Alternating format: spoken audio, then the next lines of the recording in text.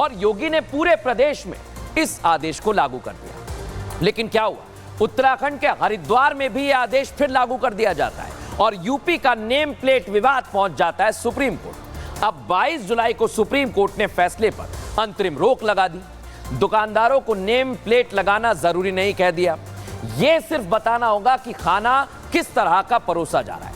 अब उत्तराखंड और उत्तर प्रदेश सरकार कल कोर्ट में अपना जवाब देंगी, तब इस मामले में समझ आएगा कि हो क्या रहा है। लेकिन हमारी फाइनल रिपोर्ट क्या कहती है, क्योंकि एक नया विवाद खड़ा हुआ। अब हमारी फाइनल रिपोर्ट क्या कहती है दर्शकों, आपको बताते हैं।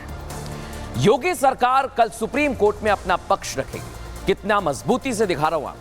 टॉप अफसर और वकीलों की टीम भी तैयार की गई। सीएम योगी आदित्यनाथ खुद मामले की रिपोर्ट ले रहे हैं।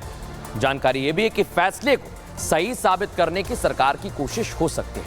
यूपी सरकार सुप्रीम कोर्ट में कुछ मुख्य बातें उठाएगी। खाद्य सुरक्षा अधिनियम के तहत लागू करने का तर्क भी दे सकती है।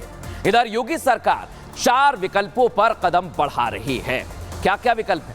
कोर्ट में एक मजबूत एफिडेविट पेश कर सकती है। साथ ही साथ कोर्ट से सरकार कुछ समय मांग सकती है, कुछ वक्त मांग सकती है और सुप्रीम कोर्ट में सुनवाई के लिए अगली तारीख दी जा सकती है। वहीं सुप्रीम कोर्ट अपने अंतरिम आदेश को भी बरकरार रख सकता है दर्शकों। लेकिन अब मैं आपको बताऊंगा कि जो व्यापारी नेम प्लेट लगा रहे हैं वो स्वेच्छा से लगा रहे हैं, उनका क्या कहना है, सुनिए जरा। देखिए, पहचान सिर्फ वही छुपाता है जो गलत काम करता है। चोरी करेगा, डकैती करेगा, गलत काम करेगा, बुरा काम करेगा, वो अपनी पहचान छुपाएगा। जो सच्चा काम करेगा, अच्छा आदमी होगा, वो सीना ठोक के बात करता है। सकता क्या है, अपनी इच्छा है, हम लगाते हैं, उसमें क्या है, हर आदमी स्वतंत्र है, हर आदमी लगा सकता है अपनी कास्ट को लेकर, उसमें कोई बुराई थोड़ा ना है। तो देखा आपने हिंदू व्यापारी को। अब मैं अपनी अगली खबर बताऊं उससे पहले आपको सावधान कर रहा हूं। क्यों कर रहा हूं दर्शकों? क्योंकि जो पुलिस आपकी सुरक्षा में है वही पुलिस चोर भी हो सकती है। ऐसा मैं क्यों कह रहा हूं, आइए जरा आपको दिखाता हूं। क्योंकि अगर आप सोच रहे हैं दर्शकों, आप किसी मुसीबत में हो, कहीं कोई लूटपाट हो जाए या कोई वाद विवाद हो जाए, तो सबसे पहले आप क्या करेंगे? आप और हम क्या करते हैं? पुलिस को बुलाते हैं। लेकिन सोचिए, जिस खाकी पर आपकी सुरक्षा की जिम्मेदारी है वही लुटेरी बन जाए। जैसा मैं शुरुआत से कह रहा हूं, वसूली का सिंडिकेट चलाए तो क्या होगा? सोचिए जरा, आपकी सुरक्षा से वो पीछे हट जाए तो क्या होगा? भ्रष्टाचार में लिप्त हो जाए तो क्या होगा? आज मैं सवाल आपसे इसलिए पूछ रहा हूं दर्शकों, क्योंकि इन सवालों के पीछे एक बड़ा तर्क है। एक ऐसी कहानी, एक ऐसा किस्सा, एक ऐसी खबर जिसे सुनकर आप हैरान रह जाएंगे। सच्ची कहानी जिसमें एक दरोगा ही चोर निकलता है, एक दरोगा चोर, पुलिस वाला चोर निकलता है। कैसे इसका भांडाफोड़ हुआ, रिपोर्ट में दिखाता हूं।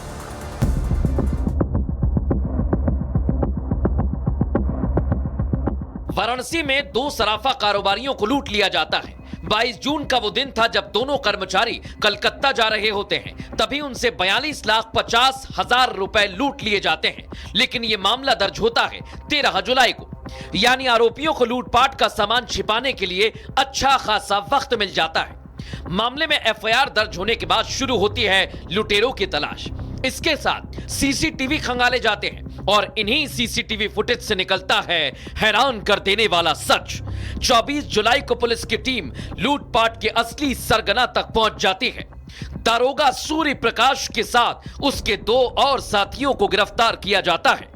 इसमें सीसीटीवी फुटेज और सीडीआर कॉल डिटेल रिकॉर्ड्स के बेसिस पे कुछ अभियुक्त के नाम प्रकाश में आए थे, जिसमें 2 अभियुक्त गिरफ्तार कर लिए गए हैं। एक सब इंस्पेक्टर हैं यहाँ पे जो पोस्टेड रहे हैं, उनकी भी भूमिका संदिग्ध आई है।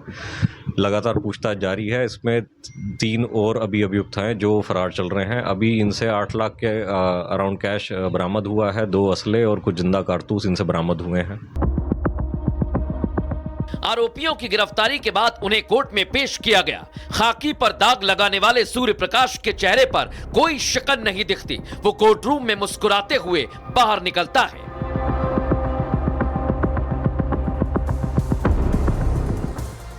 सोचिए दर्शकों, आपकी हो क्या रहा है? किस तरह, किस पर विश्वास किया जाए समझ नहीं आ रहा। हमने आपके लिए केस स्टडी की है। क्या केस कहते हैं हमारे, आइए जरा आपको बताते हैं। केस 1 सबसे पहले बता देते हैं दर्शकों आप। पुलिस की वर्दी में लूट बड़ी चुनौती है दर्शकों। क्या हुआ, केस दर्ज होने के बाद एसओजी को लगाया गया। आरोपियों के काली क्रेटा से पहुंचने का पता चला और क्रेटा कार से चलने वालों में सूर्य प्रकाश का नाम आया। सूर्य प्रकाश के फोन की लोकेशन भी वहीं की मिली। फिर क्या, सीसीटीवी तलाशे गए, कैमरे में भी गतिविधियां संदिग्ध नजर आई। पुलिस समझ गई कि दरोगा ही गिरोह का कर्ता धर्ता है। बदमाशों के पास से 8,05,000 रुपए जब्त किए गए, 2 पिस्टल, 2 कारतूस भी बरामद किए गए हैं।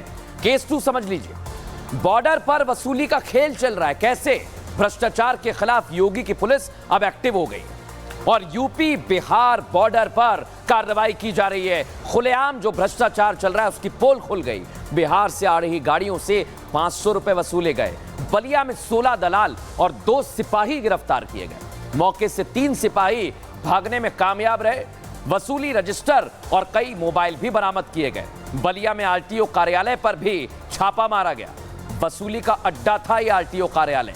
अब आरटीओ कार्यालय से कुछ दलाल भाग गए, कुछ गिरफ्तार किए गए, जिनसे पूछताछ की जा रही है। लेकिन बड़ी बात क्या है दर्शक, अगर योगी राज में पुलिस भी गलती करेगी तो उसे सजा दी जाएगी। यह इस घटना से साफ हो गया है। आप भी सावधान रहिए। कल फिर हाजिर होंगे रोचक और जानकारी भरी खबरों के साथ। नमस्कार।